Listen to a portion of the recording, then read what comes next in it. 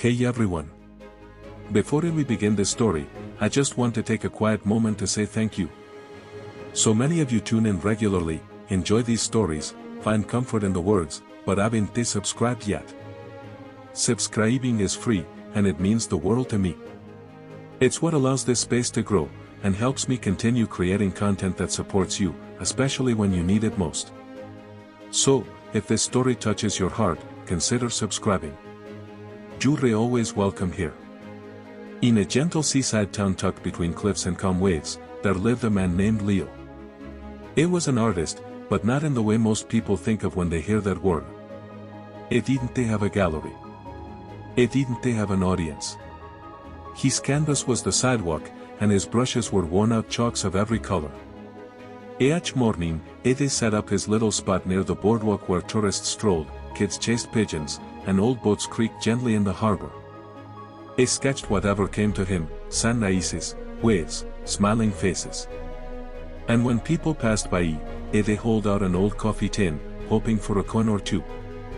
Life was quiet. Sometimes lonely. And though he survived, something inside Leo remained restless. A question he hadn't found the courage to ask himself. Then one day, everything changed. It was a bright afternoon when Leo noticed a woman passing by, tall, confident, sharply dressed in a navy suit and heels that clicked on the pavement. She didn't stop to admire his drawings like others did. She paused only when he held out his tin. Instead of reaching into her bag, she looked him straight in the eye and asked softly, "You always ask others for something, but have you ever thought about what you're giving?" Leo blinked. Confused. "I don't have anything to give," he said honestly. "I'm just an artist trying to get by." She smiled, not with pity, but with challenge. "You're not just anything. You are something. But until you see it, no one else will. I believe in give and take. When you're ready to give something of real value, I promise, the world will respond." Then she walked away. That night, Leo didn't sleep. Her words haunted him, not because they were cruel, but because they struck something deep, something long buried. For the first time in a long while, he asked himself, "What do I have to offer the world?" For 2 days, he was quiet.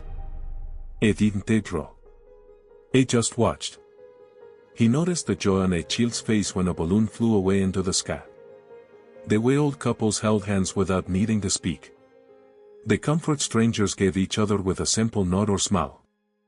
Then on the third day, as dawn spilled gold across the waves, Leo had an idea.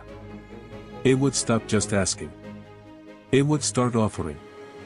He tore pages from old sketchbooks, cut them into postcard-sized squares, and began drawing small, meaningful images on each one. He poured himself into them, each line, each color, filled with intention. These were not just drawings. They were tiny pieces of himself. A lighthouse standing strong in a storm. A bird flying above the clouds. A heart gently blooming like a flower. That morning, when someone dropped a coin into his tin, he smiled and handed them a card. "Thank you. This is for you." At first, people were surprised. But then, smiles grew. A few came back the next day, holding the cards, asking if he had more. Word spread. "The man by the docks gives you art with your change. It's not just a street artist. It's a storyteller." Over the next few months, Leo's life transformed, not because he earned more money, though he did, but because he had discovered something priceless: purpose. He was giving. And people felt that energy. He saved what he could, bought better materials, set up a small table instead of drawing on the street. A few local businesses asked to display his work. Children sat by him, learning how to draw. People asked about the stories behind the art.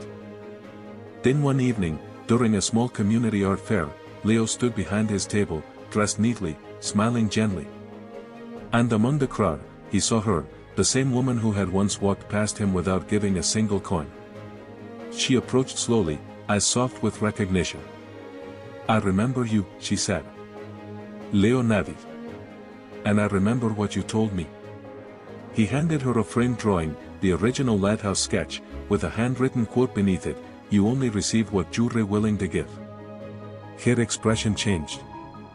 From surprised, to touched. "You've become more than an artist," she said quietly.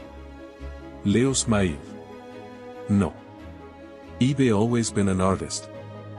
But now, I understand that my art is a gift, and that gift has value." That moment wasn't loud or flashy. But it was powerful. Because it marked a full circle journey. One that had nothing to do with money, and everything to do with belief. The lesson? We all have something to give. Whether it's a talent, a kind word, a listening ear, or a smile. Sometimes, the world doesn't ignore us because we have nothing, it ignores us because we haven't yet recognized what we do have. Give value. Share meaning. And slowly, the world will meet you where you stand. If this story touched you, please share it with someone who needs it. And if you haven't already, hit that subscribe button. There are more stories waiting to be told. Stories like yours. Thank you for being here.